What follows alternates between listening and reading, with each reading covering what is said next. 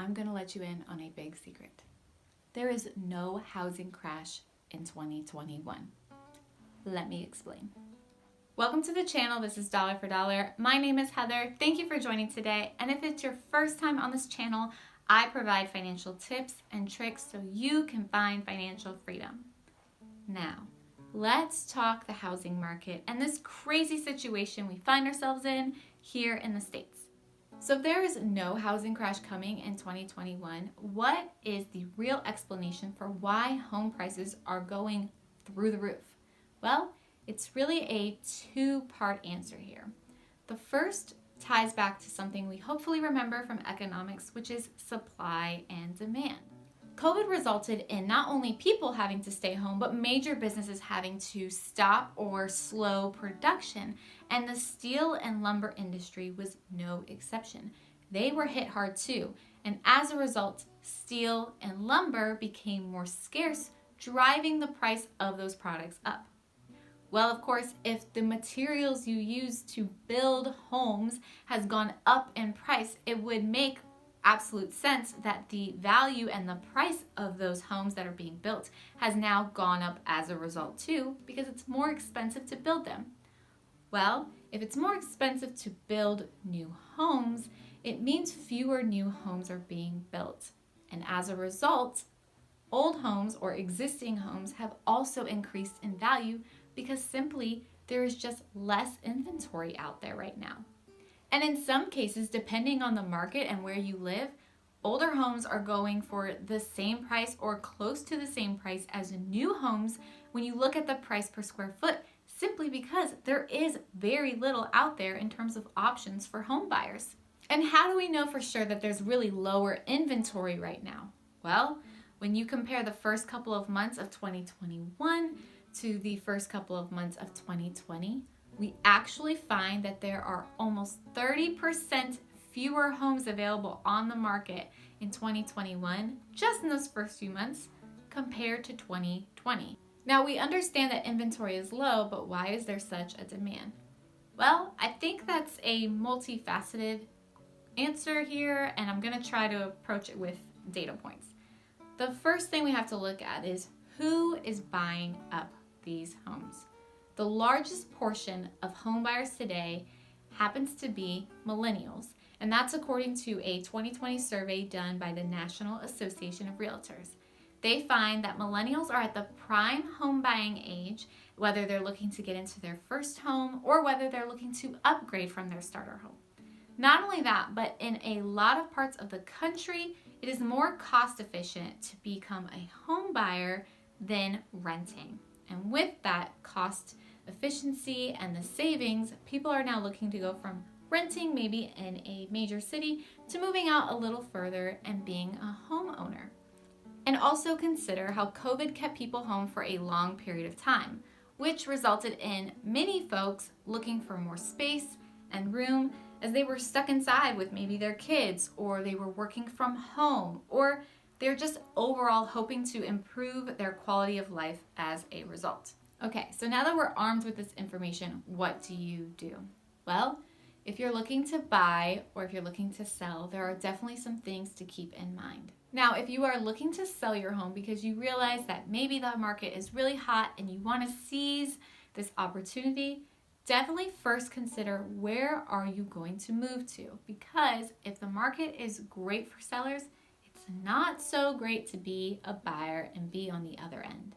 And of course, if you are looking to downsize, or maybe you're moving to a more rural area where you can get more for your money compared to maybe a larger city that you currently live in, of course, now may very well be the right time to move. No question about it.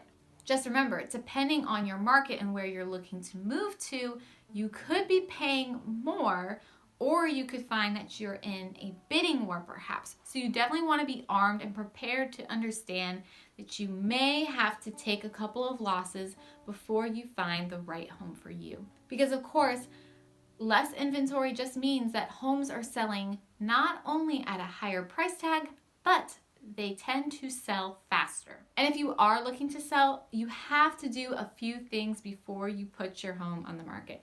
There are several, and I'm going to make another video on just what to do when you're selling your home, so be on the lookout for that.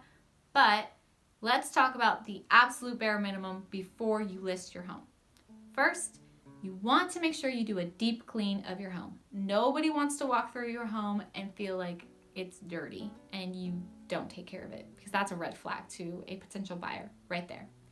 Secondly, put a little time and effort into your exterior. Curb appeal is extremely important, and you only get one first impression. So make that first impression count. And you should definitely spend a few $100s painting some of those loud colored walls. If your walls are not a white or a nice neutral like a tan, a beige, or a soft gray, definitely spend a few $100s painting those walls. You want to give people an opportunity to walk into your home and envision themselves there, and having a more neutral color palette will definitely help them do that. And another absolute must when you are trying to sell your home that costs no money to you, remove your personal photos.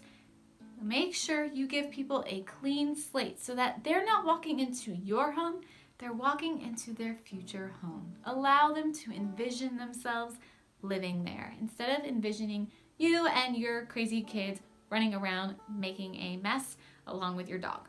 Now, if you are considering a move right now and you are looking to buy, maybe you're currently renting, definitely think about your timeline. I think home values are definitely here to stay, but I do think they will start to stabilize a little bit over the next year. And with that being said, you can potentially get a better deal if you do wait a little longer to get into a home. And if you're really motivated and you think the time is right, definitely make sure you have your 20% down for your home so you can avoid PMI or private mortgage insurance, and definitely have your pre-approval letter. And of course you want to have your pre-approval letter because you want to show the seller that you are ready and you're willing to close rather quickly, because time is money. And if you are looking to buy, right now is really good when you look at the mortgage rates. I mean, we're seeing some incredibly low rates, especially when you look at the 15-year mortgage rates right now.